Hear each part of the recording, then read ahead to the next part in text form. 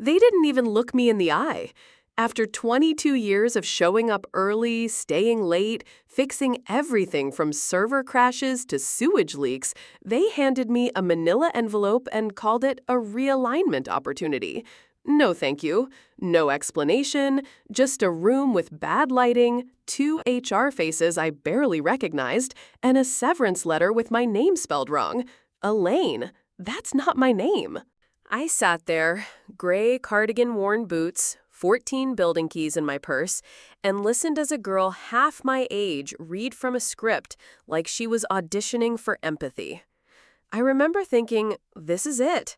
This is how I go out. It wasn't the money. God knows I never worked for the paycheck. It was the way they acted like I'd never been there. Like I hadn't held that entire place together with duct tape, coffee, and sheer willpower while they rebranded their job titles every 6 months. And in that moment, something cracked. Not loud, quiet, like a seam giving way. They didn't know it yet, but they'd just fired the one person who still legally owned the lease on their entire headquarters, and I wasn't about to remind them. Before I tell you what happened next, where in the world are you listening from? Have you ever felt like the only reason people notice you at work is when something breaks? Leave a comment if that hits home. Your story might be exactly what someone else needs to hear today. People always assumed I was just part of the building, like the thermostat or the old vending machine that still took quarters. They didn't really see me. They just used me whenever something stopped working. For 22 years, I was the one behind the scenes making sure Argento Labs didn't fall apart. I didn't wear fancy heels or toss around buzzwords in morning meetings. I wore steel-toed boots, carried a toolbox in one hand, and a bag of extra Ethernet cables in the other. My official title, Facilities and Operations Manager. Unofficially, firefighter, therapist, human duct tape. When the HVAC groaned in the middle of a heat wave, I knew which fuse box to kick. When someone's desktop froze with 47 Chrome tabs open, I was the one they called, not IT. They used to say, Evelyn just knows things. But it wasn't magic. It was memory. Decades of watching, fixing, learning. I knew which corner of the break room floor buckled in the winter, which toilet always clogged when it rained, which intern was secretly crying in stairwell C every Thursday at 4 p.m. No one trained me to care that much. I just did. Because when something's broken, you either fix it or let it rot. And I wasn't built to walk away. I remember once the CEO at the time, not Colin, the one before him, he spilled green juice into the electrical panel during a product launch. I cleaned it up in 10 minutes, rewired the damn thing, and still made it home in time to feed my cat. He never said thank you, just walked off like someone else had done it. But I wasn't in it for praise. I just wanted things to work. And for a long time, I thought that was enough. That if you kept the machine running, someone would notice who was behind the controls. Turns out I was wrong, and the first real crack didn't come from a broken light fixture. It came from a person. Someone new, someone who smiled too much and listened too little. But we'll get to her soon. They started arriving in waves. Fresh faces, fresh degrees, fresh egos. You could smell the change in the air, like overpriced cologne and recycled buzzwords. Colin, the new CEO, was barely 40 and already talked like a TED Talk in human form. He wore sneakers with suits, drank mushroom coffee, and called layoffs energy rebalancing. I knew his type. He didn't build things, he just rebranded them. Then there was Taylor Lynn, the new head of HR, 20-something, all polish and posture. She once asked me where the digital water cooler was. I told her we still used plumbing. She laughed like I was joking. They came in talking about optimization synergy, vertical disruption, all while the west hallway still smelled like mildew because no one ever fixed the leak behind the wall. But they didn't notice. People like them never did. They thought the building ran on ambition and good lighting. Taylor gave a company-wide presentation called New Culture, New You. She used phrases like legacy friction and empathy fatigue. I didn't know what half of it meant, but I could tell I was the friction. They never said it directly, but they started looping me out of maintenance meetings, stopped inviting me to space planning calls. They even reassigned my storage closet to wellness inventory. That one stung. One afternoon, I found Colin standing in the electrical room, poking the breaker panel with the end of his golf umbrella. I asked if he needed help. He didn't even turn around. Just said, "We're looking at bringing in a more modern facilities lead." I stared at his back, quiet. He didn't know I was the one who wired that panel 15 years ago. Didn't know I'd fixed it during a blizzard with nothing but a flashlight and a roll of thermal tape. To them, I wasn't history.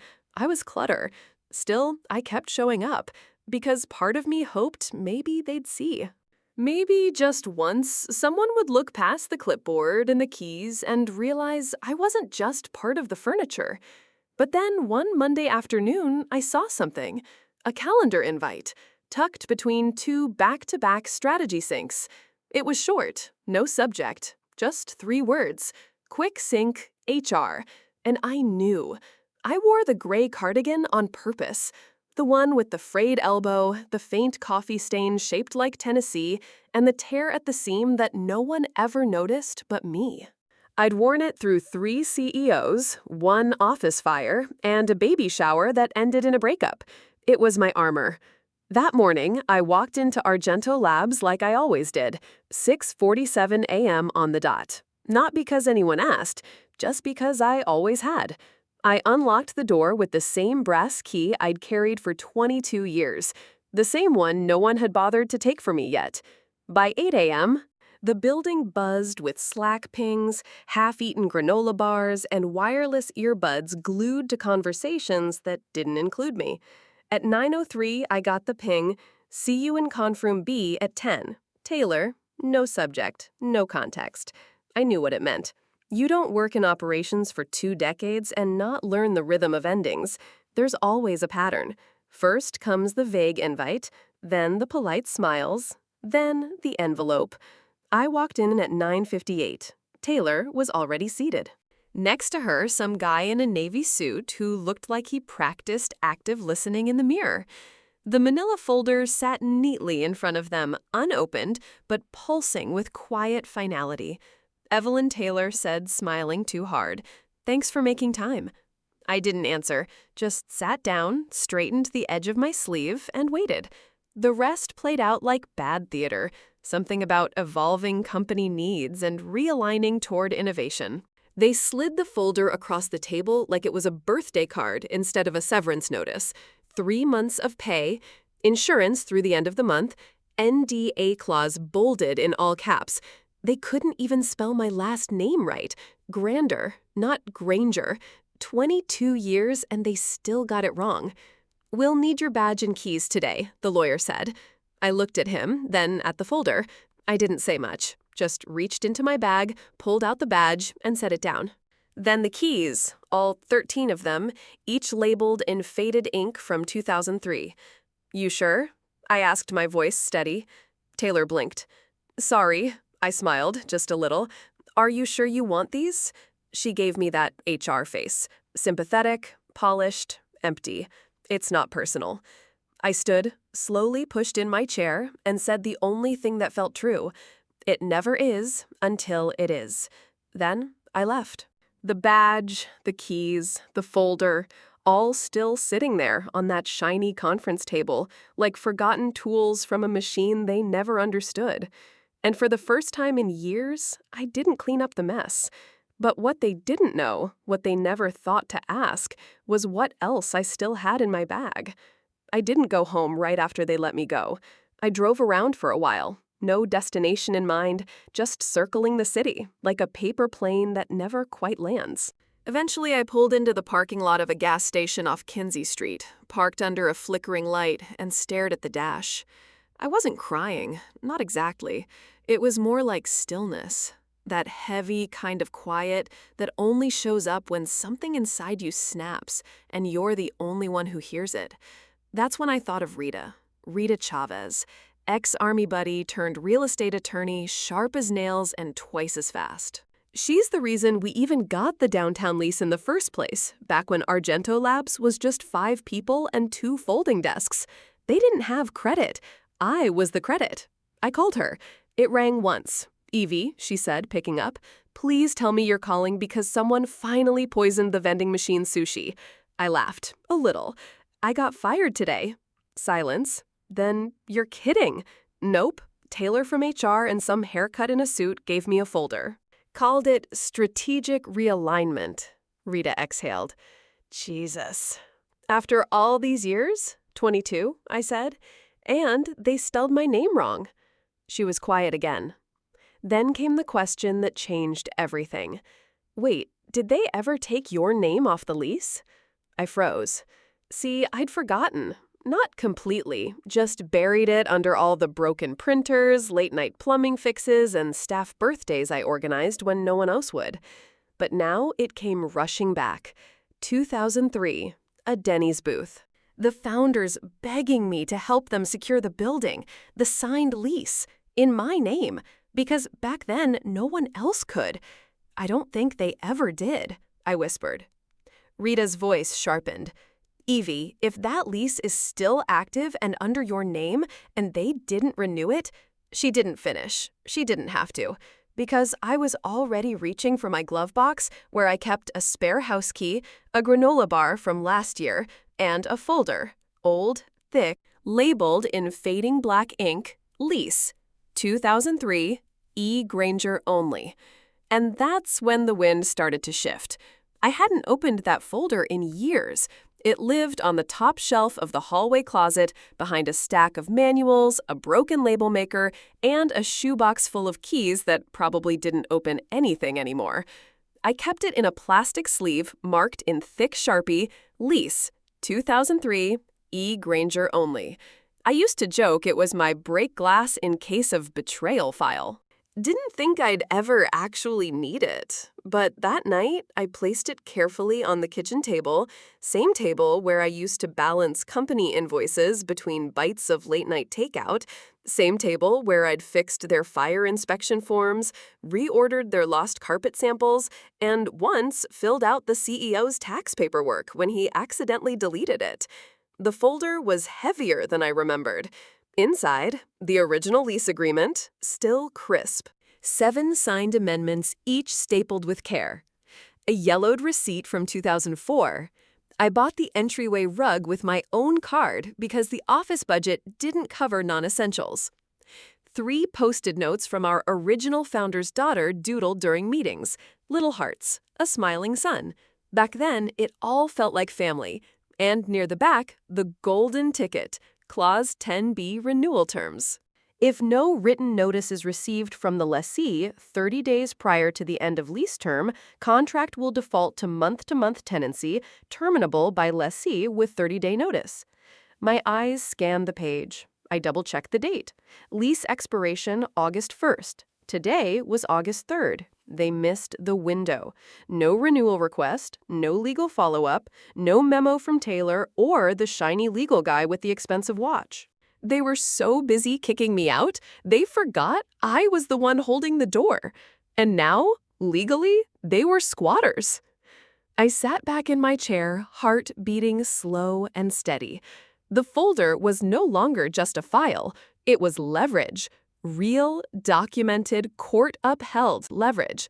I thought of calling them, giving them a heads up, but then I remembered the way Taylor smiled, like I was a relic, and how Colin didn't even know which breaker turned off the espresso machine.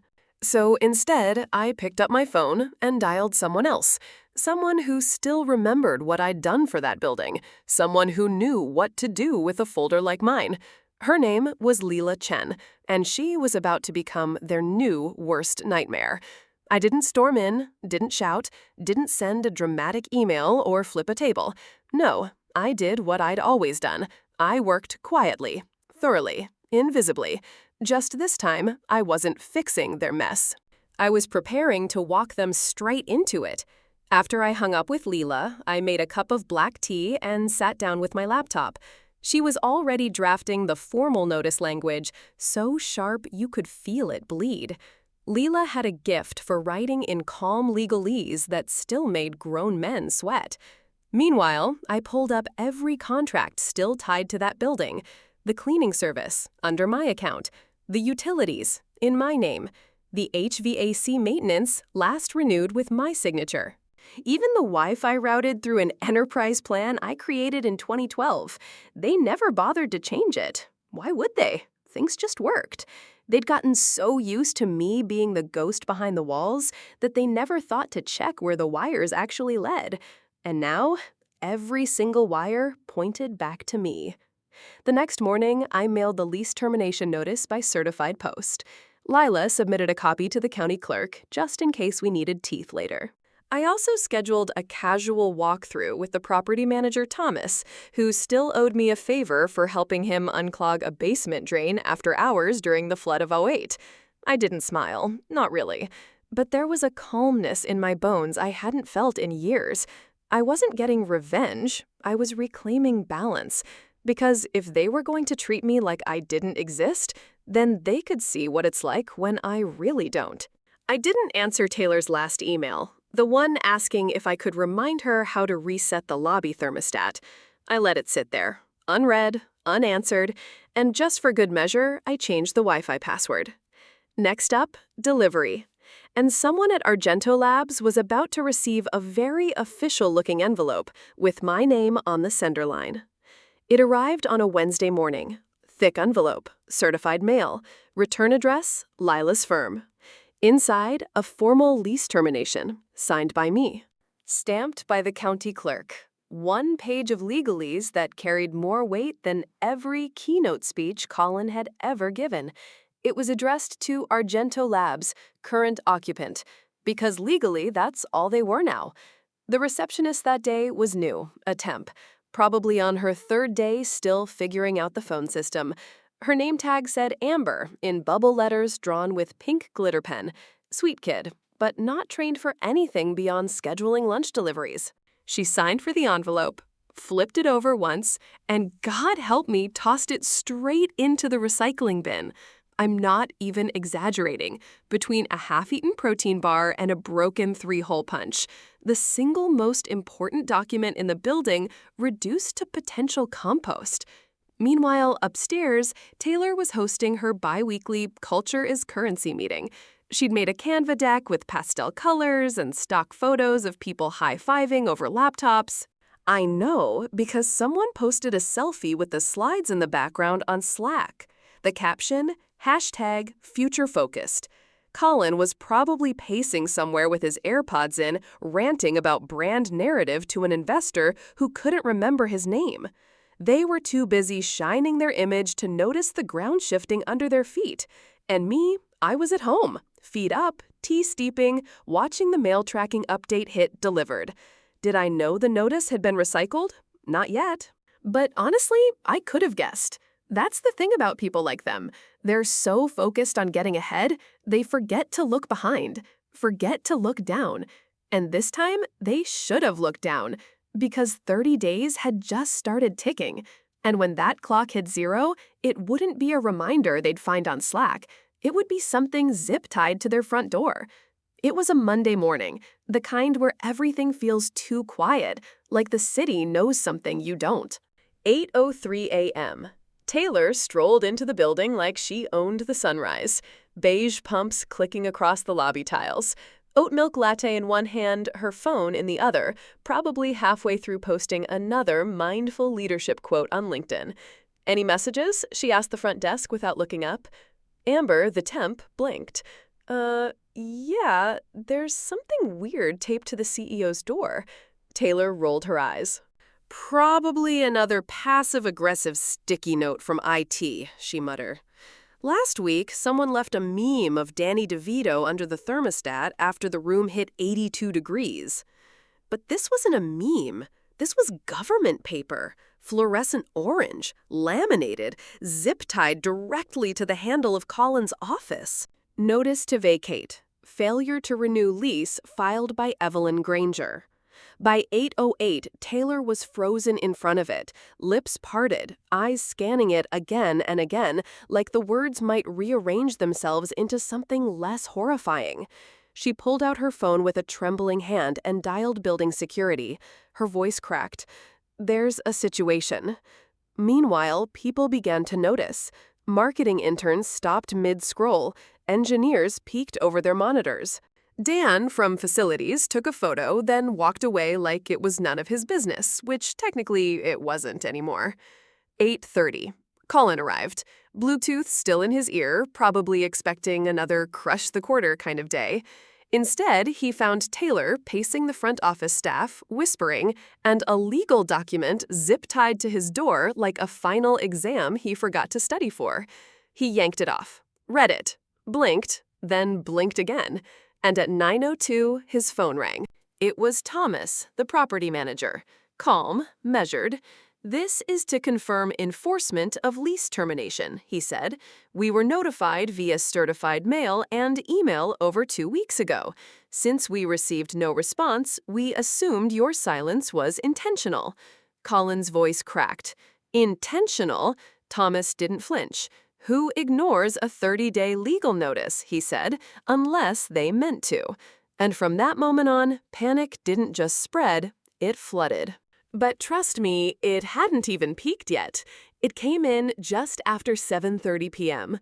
I was in the middle of organizing my spice rack, not out of boredom, but because when everything's in chaos, alphabetical order feels like control. The screen lit up with a name I hadn't seen in my phone since the day he misspelled it on a holiday card. Colin Marks, CEO. I let it ring. Twice. 3 times. Picked up on the 4th. "Evelyn speaking." He didn't waste time. "What the hell is going on?" His voice was clipped, panicked, the tone of a man who just realized he's standing in quicksand. "You can't do this," he said, louder now. "You can't evict an entire company." I didn't even sit down, just leaned against the counter, glass of wine in hand, staring at my own reflection in the kitchen window. "Actually," I said, calm as fresh snow, "I can." And I did. "You're blowing this out of proportion." "We could have handled this internally." "You mean like how you handled my termination?" I cut in. "In a cold conference room with a folder and the wrong name on it." Silence. "This doesn't just affect you," he snapped, trying to pivot.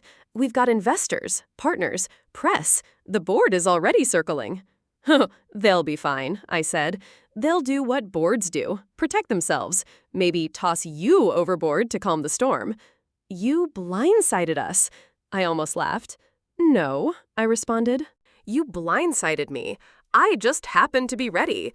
I walked over to my laptop, pulled up the draft email I'd been saving, to Colin Taylor Legal. Subject, company property as requested.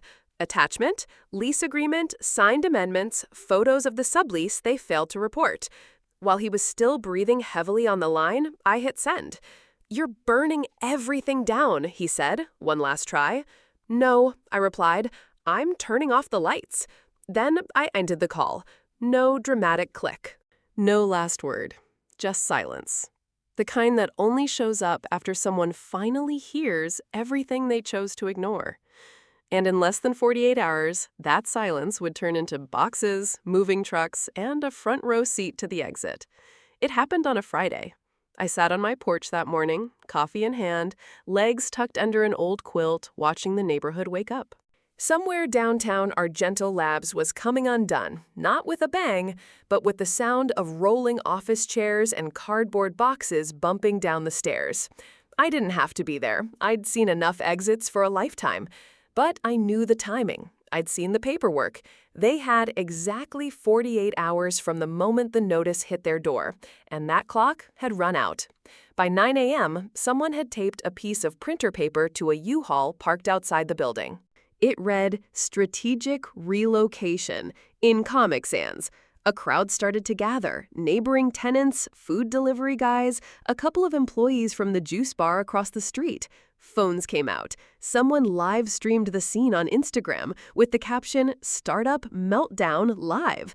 And there they were, the tech bros, dragging out standing desks, bean bags, smart trash cans. Colin, in his usual half-zip pullover, was barking into his phone like it could reverse a legal filing. Taylor wore sunglasses the size of her shame and refused to make eye contact with anyone. At one point, I'm told, someone from marketing tried to lift a monitor, tripped over a yoga mat, and crashed into a potted plant named Productivity. The irony was not lost on anyone. But the moment that really stuck? Colin, red-faced, sweating, grabbed a folding chair and hurled it at the side of the U-Haul. It hit with a loud metallic clang, echoing down the street like a sad little cymbal.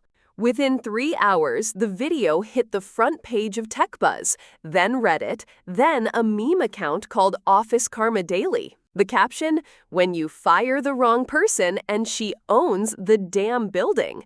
And while they packed up their kombucha and crashable couches, I got a knock on my door. But it wasn't from them. The basket arrived around noon, wrapped in cellophane, tied with a ribbon, filled with herbal teas, dried oranges, and a small jar of turmeric gummies. There was a handwritten card tucked inside Evelyn, "Thank you for the space and the story. We'll take good care of it. The Bloompulse team." I stood there in my kitchen reading it twice.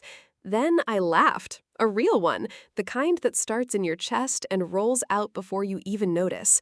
I placed the basket on the counter, then walked to the hallway where my family photos hung next to an old shadow box with my army pin and my first pay stub from the company, $412. $50, handwritten back when we were still sharing a bathroom with a Pilates studio. I opened the drawer beneath and pulled out the brass office key, the original one. I hadn't used it in years, but I'd kept it, not for access, but for memory. And I hung it on a small hook next to the shadow box. Not with bitterness, not with pride either, just peace. Because that key once opened everything, and now it closed a chapter, exactly how I wanted it to. Quietly, legally, permanently. I never wanted revenge. Not really. What I wanted was to be seen, to be valued before someone noticed things weren't working. But I've learned something. Gratitude fades. But leverage stays fresh forever. So the next time someone treats you like you're invisible, remember silence doesn't mean powerless. It means they forgot who held the blueprint. And one day, when the lights flicker and the floor creaks, they just might remember. What would you have done if you held the key? Have you ever been the one holding everything together and no one noticed? Tell me in the comments. Your story might be more powerful than you think.